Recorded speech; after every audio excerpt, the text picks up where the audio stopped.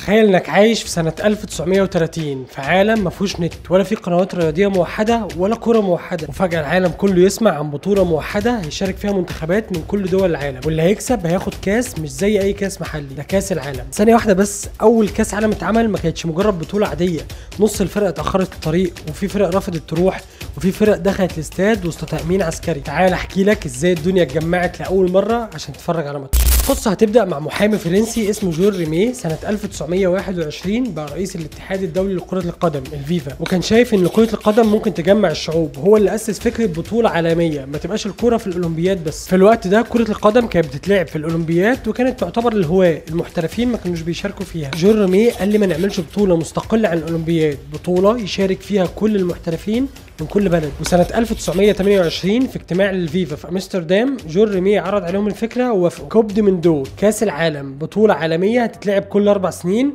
هيشارك فيها منتخبات من كل دول العالم. الفيفا وافقت لكن بشرطين، محتاجين دولة تستضيف البطولة وهي اللي تتحمل كل التكاليف، لأنه وقتها الفيفا ما كانتش غنية بالشكل اللي موجود عليه دلوقتي، كانت مجرد هيئة صغيرة. وتخيل مين أول دولة قررت تستضيف أول بطولة عالمية كاس عالم؟ أوروجواي، بلد صغيرة في أمريكا الجنوبية، اللي قالت أنا هستضيف البطولة وهتحمل التكلفة وهبني استادات مخصوصة ليها. وده لأنهم كانوا كاسبين أولمبياد 1924 و1928 وكانوا بيحتفلوا باستقلالهم للسنة ال100 سنة 1930. طب حلو، الفيفا وافقت ولقينا دولة هتتحمل التكلفة وتستضيف البطولة، ازاي نذيع الخبر ده للعالم؟ في الوقت ده ما كانش فيه تلفزيون، فاتذاع الخبر في الإذاعة الرسمية الأوروجواي وفي الجرايد، وبدأت الفيفا تبعت دعوات للدول عشان تشارك. بس الناس والدول وقتها ما كانتش متحمسة قوي للفكرة لأن هي غريبة عليهم، يعني بطولة عالمية وبره الأولمبياد للكورة. بس الصحافة الأوروبية عشان تحمس الناس ان هي تشارك وصفتها بمغامرة كروية عبر المحيط. بس كان لسه في مشكلة بالنسبة للدول الأوروبية، أوروجواي بلد بعيدة عنهم، خد بالك احنا بنتكلم في وقت ما فيهوش طيران، فأنا محتاج اخد منتخب وفريق وجهاز فني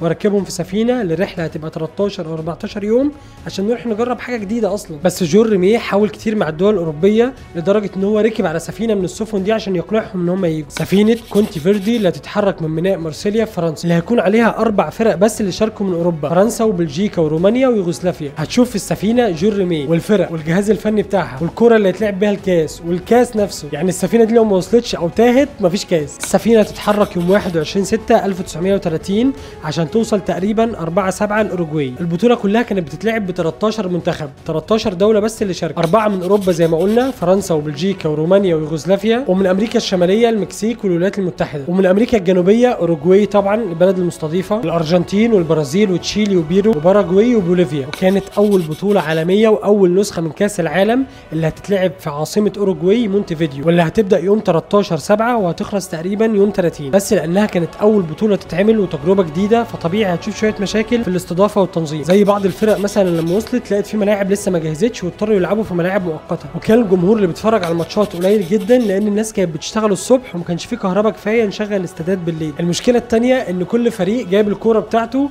وكل شوط هنلعب بالكورة بتاعت الفريق ده. طب ما عادي يا عم، ايه المشكلة ولا انت بتتلكك؟ هقول لك، الارجنتين لما قابلت اوروجواي في الماتش النهائي، الارجنتين لعبت الشوط الاول بكوره اسمها تنتو، اوروجواي بكوره اكبر واتقل اسمها تي موديل لعبوا بيها الشوط الثاني. الشوط الاول والارجنتين بيلعبوا بالكوره بتاعتهم كسبوا 2-1. الشوط الثاني لما اوروجواي نزلوا بالكوره بتاعتهم عملوا فرق 4-2 ليهم. ومن هنا ظهرت المشكله ان احنا لازم نختار كوره موحده يا جماعه. كمان عندك في 1930 في اول نسخه من كاس العالم ما كانش فيه ازياء موحده، يعني كل فريق كان بيجيب اللبس بتاعه وهو جاي من بلده ومفيش تنسيق مع باقي المنتخبات، مفيش لوجو على القميص ولا ارقام على الظهر، الارقام دي اتفرضت بعد كده، واحيانا كانوا فريقين بينزلوا يقابلوا بعض بنفس لون التيشيرتات، وده اللي حصل بالرومانيا وبيرو. والحكام في اخر لحظه طلبوا من واحد من الفريقين يغير التيشيرت، انت مش عارف مين بيلعب مع مين. اغلب الحكام كانوا هواه، كانوا متطوعين او موظفين بيدوروا على شغل تاني بعد الظهر، ما عندهمش خبره في اداره المباريات الدوليه، وطبعا ما كانش فيه فار ولا طاقم تحكيم كامل، الحكم بيشتغل لوحده في الملعب واحيانا بيبقى معاه 2 على الجنبين بيساعدوه. في ماتش الارجنتين مثلا ضد المكسيك الحكم نسي ان هو يصفر عشان يبدا الشوط الثاني، فالفرق قررت ان هي تتعامل وتبدا. اول كاس عالم القاعده كانت كده، ممنوع اي تبديلات مهما حصل، يعني لو لاعب اتصاب شد كده وانشف وكمل، لو وقع خالص ومش قادر يكمل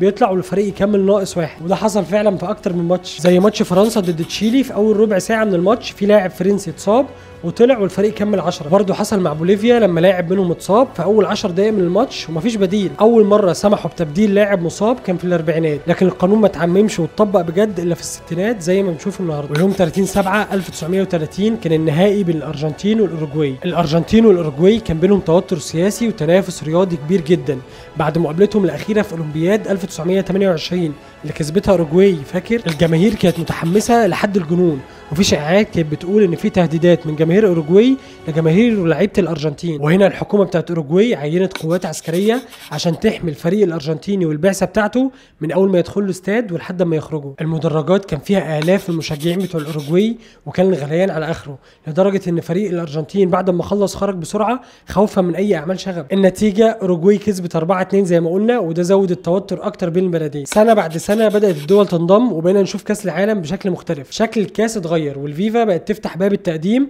والدول بتقدم عروض تفصيليه، وبتشاف البلد اللي مقدمه على طلب استضافه كاس العالم البنيه التحتيه بتاعتها عامله ازاي، الفنادق، المواصلات، التكنولوجيا، وعلى الاساس ده بيتم اختيار الدوله اللي هتستضيف البطوله. وفي دول عمرها ما شاركت في كاس العالم زي لوكسمبورغ ونيبال والفاتيكان وليتوانا وغيرها كتير، وده اما بسبب ضعف المستوى او عدم التمويل او لاسباب سياسيه تانية. حسب الاحصائيات كاس العالم النهارده بيشوفه اكتر من 3 مليار شخص حوالين العالم، وبيشارك فيه 48 منتخب من كل قارات العالم. لكن البدايه كانت ب 13 منتخب وكره بتتبدل بين الشوطين. تفتكر لو كنت موجود سنه 1930 وحضرت اول بطوله عالميه لكاس العالم، تفتكر كنت هتشجع مين؟